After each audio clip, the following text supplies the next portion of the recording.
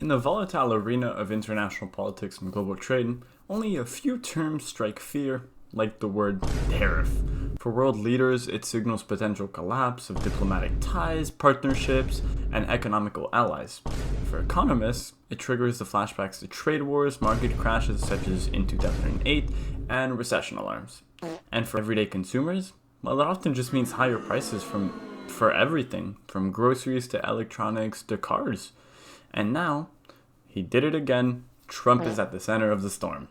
With his fiery rhetoric and sweeping proclamations, he's threatened tariffs on nearly every US trading partner, a blanket 10% rate on all imports, and especially massive penalties on the country of China.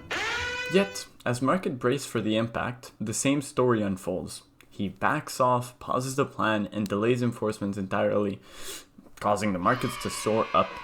This isn't just a policy roller coaster. It's a pattern. The question isn't anymore what are tariffs and who actually deserves them. It's a question of, does Trump ever even intend to apply the tariffs, or is it all just a scare tactic to pressure foreign powers from bending the knee to the USA?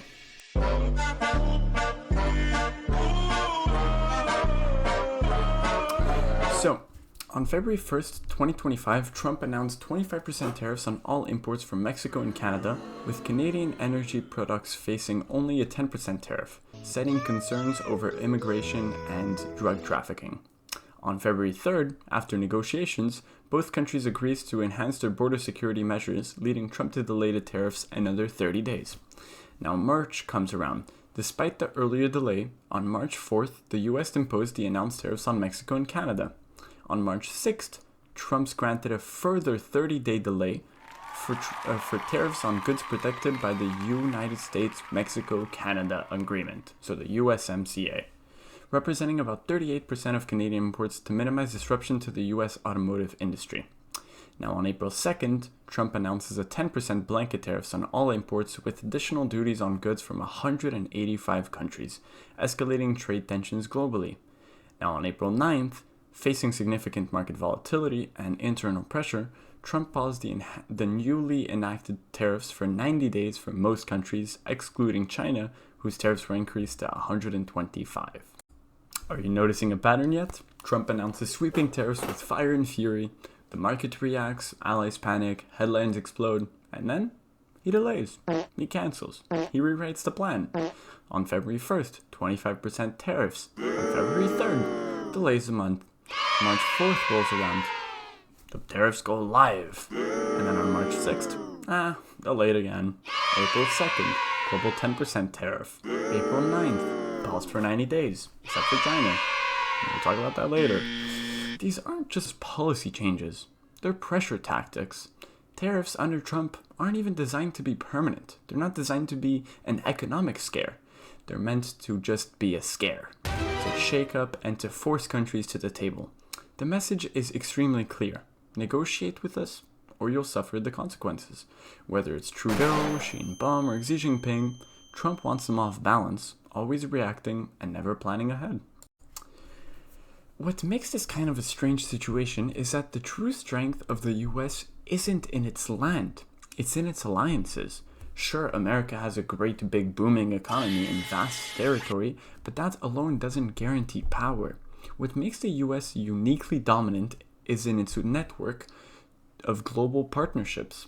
The NATO alliance gives the US forward bases, intelligence sharing, and a 30-day nation defense network.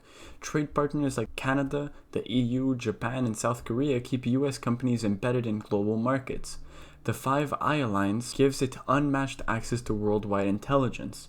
US allies buy American weapons, use American tech, and operate with US-led institutions like the dollar system and SWIFT banking. These alliances amplify US's influence without needing to control more land. They make America stronger diplomatically, militarily, and economically, because it's not isolated, it's connected. That's what makes the US a global superpower, not geography, but trust. And when Trump causes chaos by inflicting tariffs on countries and then hedging them, and then inflicting more and then removing those as well, it causes instability in how your alliances can see your country as an asset and not a nuance. Trump is turning all these political parties against his country and then is expecting to make America great again. Now, why I believe this makes him kind of a bad political leader is because leadership isn't based on forcing reactions. It's about building trust, stability, and long-term outcome. While Trump's tariffs can create short-term leverage, they also undermine predictability, which is a cornerstone of diplomacy and economic stability. World leaders and markets don't just want to win, they want to plan ahead. Constant uncertainty makes allies cautious, investors nervous, and global institutions less cooperative. More importantly, scare tactics don't scale into sustainable policy. They can extract quick concessions, sure, but they rarely build lasting alliances and structural changes. Over time, countries stop negotiating and they start hedging against you, and that isolates a nation rather than strengthening it. So yes, Trump's strategy may win some moments, but great leaders win eras. They set a vision others can follow, not just fear. In conclusion, I believe Trump is using tariffs as scare tactics because unpredictability is his own power move. By announcing tariffs, then delaying or canceling them, he creates chaos, forcing other countries to react on his terms. It's not about the tariffs themselves anymore. It's about keeping leaders off balance, unsure of what's real and what's a bluff. That way, he controls the negotiations from the start.